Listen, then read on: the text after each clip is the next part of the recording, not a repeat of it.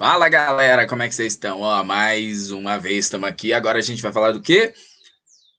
Machado de Assis, Quincas Borba.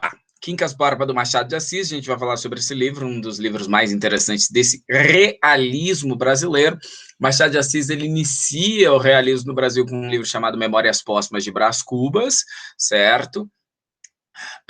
E aí, depois das Memórias Póstumas, o romance que vem, né, ele publica conto, poesia, teatro, etc., mas daí o próximo romance é o romance Quincas Borba, narrativa em terceira pessoa, interessante, e a gente vai falar dela agora, vou apresentar os slides aqui para vocês, vamos ver como é que o jogo é jogado, certo? Vamos junto, ó. Quincas Borba, Machado de Assis, aqui é a capa da editora Ática, né? Essa série Bom Livro, interessante. Já temos algumas coisas aqui: uma pessoa morta, um cachorro, uma mulher e um homem. O que isso tem a ver? Vamos lá, começando pelo começo, lendo um trecho do livro, vamos ver o que você consegue perceber já dessa narrativa. Rubião fitava enseada. Personagem é já Rubião. O nome do livro é Quincas Borba, mas a personagem principal é Rubião. Rubião fitava, olhava a enseada, mar ali, né? Cortejava o passado com o presente, ou seja, cotejava, né? Colocava lado a lado o passado e o presente, que era há um ano professor, que é agora capitalista. Olha para si, para chinelas, umas chinelas de Tunis que lhe deu recente amigo Cristiano Palha, para casa, para o jardim, tá olhando, né? Para a enseada, para os morros e para o céu. E tudo, desde as chinelas até o céu, tudo entra na mesma sensação de propriedade. Parou? Então aqui o que a gente tem? Essa narrativa, Quincas Borba, é uma narrativa que vai fazer uma análise muito forte da sociedade brasileira do século XIX, dessa segunda metade, desse contexto da corte. Esse contexto da corte, estamos no Rio de Janeiro, estamos falando de pessoas que vivem ali, né, no primeiro, no segundo reinado de Dom Pedro I, Dom Pedro II. E como é que era o Brasil? Como é que essas pessoas da alta sociedade eram? Você já está percebendo, tudo entra numa sensação de propriedade, são donos de tudo. Então vai ter uma crítica muito séria a isso. Aí abre aspas, desculpa, porque a voz do Quincas dentro da narrativa em terceira pessoa. Vejam como Deus escreve direito por linhas tortas, pensa ele. Se Mana Piedade tem casado com Quincas Borba, olha o Quincas entrando aqui, apenas me daria uma esperança colateral. Esperança de quê? De ser proprietário das coisas, de ser capitalista. Eu ia continuar sendo um mero professor. Ô, tristeza das tristezas. Não casou. A Mana Piedade não casou com Quincas Borba. Ambos morreram. E aqui está tudo comigo. De modo que o que parecia uma desgraça, reticências. Então, o que a gente já percebe aqui na obra, a gente já percebe na obra uma crítica social muito forte, uma ironia muito forte e um uso de uma desesperança na existência ao lado do gracejo, da tiração de sarro, típicas do Machado, que você vai encontrar também nesta obra. Valmir, eu não entendi não. Uai, o que parecia uma desgraça, a irmã dele, Rubião, Piedade, morreu. O Quincas Borba, amigo do Rubião, morreu. E tudo isso, então, era para ser uma desgraça. Mas não foi. E por que não? Porque agora ele, cotejando o passado com o presente, é o dono de um monte de coisa, certo? Então a crítica está aí para você ver, ler e perceber. Quero ler alguns trechos com vocês, então vamos aqui, ó. Primeiro entender a obra, né? Entender a obra, as personagens da obra. Então, tudo gira em torno desse Rubião, que é amigo, ou tornar-se-á amigo do Quincas Borba, do Quincas Borba. O Quincas Borba, ele é uma personagem que já esteve no livro Memórias Póstumas de Brás Cubas, ficou doente, enlouqueceu, tal, e o Quincas Borba teve um relacionamento rápido com a Piedade, irmã do Rubião. O que acontece? O Quincas Borba ficou doente e precisava de uma pessoa que cuidasse dele. O Rubião se ofereceu, ganhava mais do que professor, Olha o absurdo. Os dois acabaram tornando-se amigos. Vai, no entanto, entrar uma outra personagem que vai rivalizar com o Quincas Borba, com o Rubião nessa amizade, que é o Quincas Borba. Uai, dois! Sim, o Quincas Borba cachorro, o Quincas Borba homem e o Quincas Borba cachorro, que vai ficar com o Rubião até o fim da narrativa. Rubião vai ficar rico, você já descobriu porque o livro abre com essa ideia, e quando ele vai ficar rico, ele vai sair de onde ele mora, que é Barbacena, em Minas Gerais, e vai até o Rio de Janeiro, a corte, vai para o Rio de Janeiro, e ele é um novo rico. Lá, ele vai se encontrar com este amigo Cristiano Palha, um aproveitador. Rubião vai ficar muito tempo com o Cristiano, mas não por conta do Cristiano, é porque ele vai se apaixonar pela mulher do Cristiano, a Sofia Palha. Esse triângulo amoroso é o triângulo que vai mover toda a obra e que vai mostrar pra gente vai mostrar pra gente, cara, a hipocrisia da sociedade brasileira, coisa que o Machado de Assis faz tão bem, ok? Então, características a anotar e ficar esperto, porque pode cair no vestibular e porque facilita a leitura da sua obra. É um livro cético, ou seja, não tem uma crença de que as coisas vão ser melhores. É um livro pessimista, schopenhaueriano mesmo, Arthur Schopenhauer, a ideia de desconfiar de que a vida tem coisas boas, ela é um pêndulo entre dor e tristeza.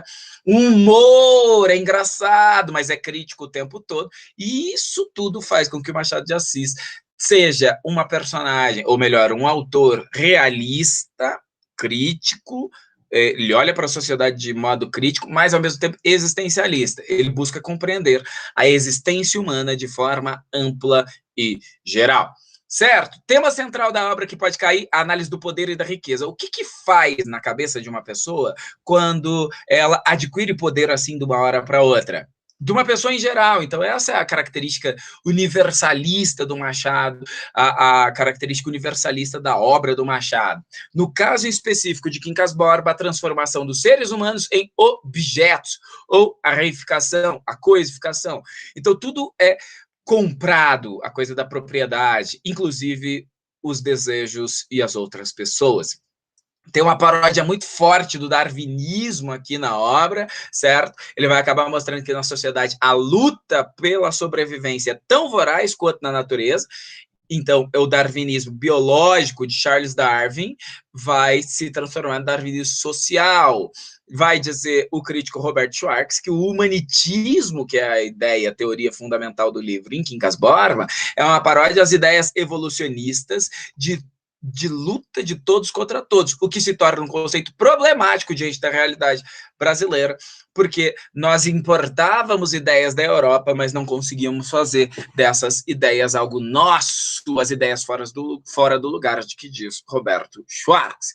Bem, a narrativa complexa, ela é em terceira pessoa, mas vai ganhando aí as falas do Rubião, vai tendo entremeadas, vai sendo digressiva, a gente vai tendo digressões, que são os momentos em que a narrativa perde o foco central e vai para focos marginalizados, vai tentar desvendar o onisciente, o inconsciente, a alma humana, é uma narrativa em terceira pessoa onisciente, melhor dizendo, que vai tentar desvendar o inconsciente, e aí a gente vai ter um incômodo da narrativa entre a moral, o que é certo para realmente se viver, e o desejo, o sentimento. Então, o Rubião, ele entra nesse conflito.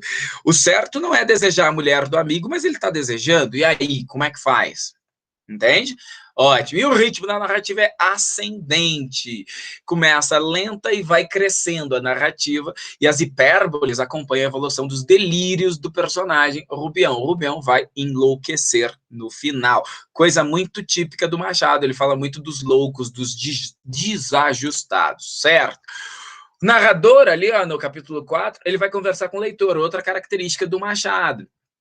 Ele conversa muito com o leitor em suas obras. E daí ele diz assim, este Quincas Borba, se acaso me fizeste o favor de ler as Memórias Pós de Brás Cubas, é aquele mesmo náufrago da existência. Louco, que ali aparece mendigo, herdeiro inopinado, ou seja, ganhou uma grana, e inventor de uma filosofia. Aqui o tens agora em Barbacena, em Minas. Logo chegou, enamorou-se de uma viúva. Já contei isso para você, hein? Senhora de condição mediana e parcos pequenos meios de vida, mas tão acanhada que os suspiros do namorado ficavam sem eco. Chamava-se Maria da Piedade. Um irmão dela, que é o presente Rubião, fez todo o possível para casá-los.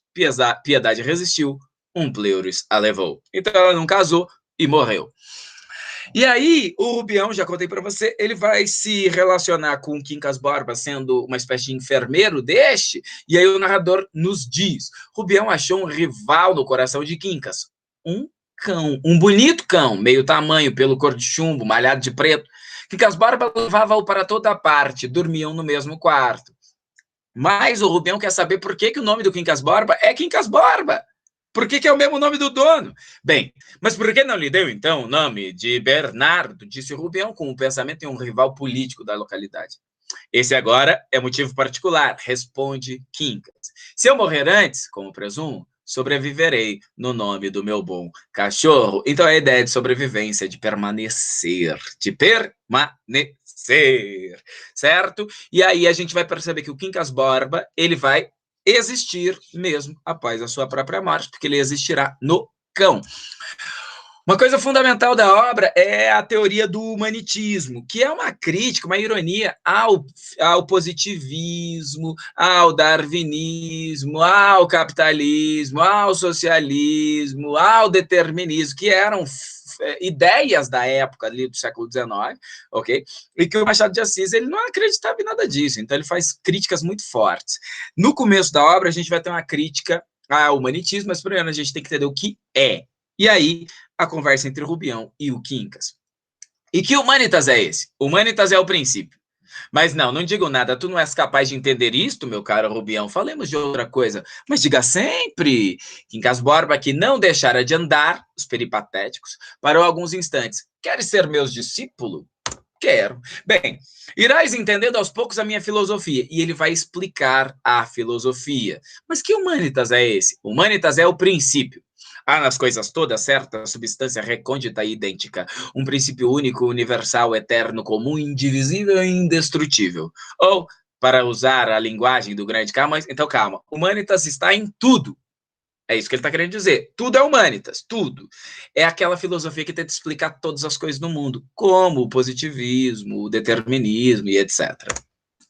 Uma verdade que anda das coisas, que mora no visível e invisível. Então, isso disse o Camões. Pois essa substância ou verdade, esse princípio indestrutível é o que é humanitas. Assim lhe chamo, porque resume o universo. E o universo é o homem. Vais entendendo? Pouco. Mas ainda assim, como é que é a morte de sua avó? E aí ele vai falar. Não há morte, diz Quincas Borba. O encontro de duas expansões ou a expansão de duas formas pode determinar a supressão de uma delas. Mas, rigorosamente, não há morte. Há vida. Porque a supressão de uma é a condição da sobrevivência da outra. E a destruição não atinge o princípio universal e comum. O que ele está dizendo? Que as coisas não morrem, porque se algo morre, tipo uma planta, ela se transforma em alimento, então ela vive no outro, porque a morte dela é a condição da vida do outro. Se um animalzinho morre e é comido, o animalzinho não morreu desse ponto de vista, ele se transformou em comida, então ele vive naquele que o devorou. E aí a famosa ideia do Machado, supõe tu, pensa em você, pensa aí, um campo de batatas e duas tribos famintas. As batatas apenas chegam para alimentar uma das tribos, que assim adquire forças para transpor a montanha e ir a outra vertente, onde há batatas em abundância. Mas, se as duas tribos dividirem em paz as batatas do campo, não chegam a nutrir suficientemente e morrem de inanição, de fome. A paz, nesse caso, é a destruição. A guerra é a conservação. O que ele está dizendo? Ele está dizendo para a gente que guerrear é a única forma de sobreviver. Uma das tribos extermina a outra e recolhe os despojos. Daí o caráter conservador e benéfico da guerra. Alguém pode dizer, uai, mas a guerra é conservadora e benéfica? Só se for do ponto de vista do Thanos, né? Pode ser, mas é essa a ironia, a crítica que faz o livro. E aí ele vai terminar daquela forma que todo mundo conhece. Daí a alegria da vitória, os hinos, aclamações, recompensas públicas e todos os demais efeitos das ações bélicas. Se a guerra não fosse isso, tais demonstrações não chegariam a dar-se, pelo motivo real de que o homem só comemora e ama o que lhe é aprazível, bom ou vantajoso. E pelo motivo racional de que nenhuma pessoa canoniza, ou seja, transforma em sagrada, uma ação que virtualmente a destrói. Ao vencido, ódio ou compaixão. Ao vencedor, as batatas. Então, aquele que perde só recebe ódio ou compaixão. E quem ganha, ganha batata. Isto é, força para continuar lutando. E quando para de lutar, Valmir? Nunca. A vida é uma constante batalha. É isso que significa o vencido, ódio ou compaixão, ao vencedor as batatas. Você nunca pode parar. A vida é uma batalha constante, que não conseguiremos, nunca, enquanto vivos, deixar de lutar. Ótimo. Ótimo. O Rubião não entendeu isso. O Rubião não entende isso. Por quê? Porque quando ele recebe a grana da herança do Quincas Borba, ele vai para o Rio de Janeiro, ele vai se encontrar com o Cristiano Palha já no bonde ali, certo? E aí o Cristiano Palha percebe que esse cara é diferente, porque ele não tem a malícia da corte. Todo mundo que está na corte tem malícia. Por exemplo, o Cristiano Palha maldisse o governo que introduzira na fala do trono uma palavra relativa à propriedade servil. Do que ele está falando? Escravidão. E o Rubião fez o quê? Rubião rico. Ah, não se importou, não. Cara, mas é uma questão de propriedade. O escravo é um bem. Como é que você não se importa? E aí o Cristiano já percebeu que esse cara era estranho. Ele não estava ali querendo usar as outras pessoas. Onde já se viu no Brasil alguém não querer usar outra pessoa? Não faz sentido.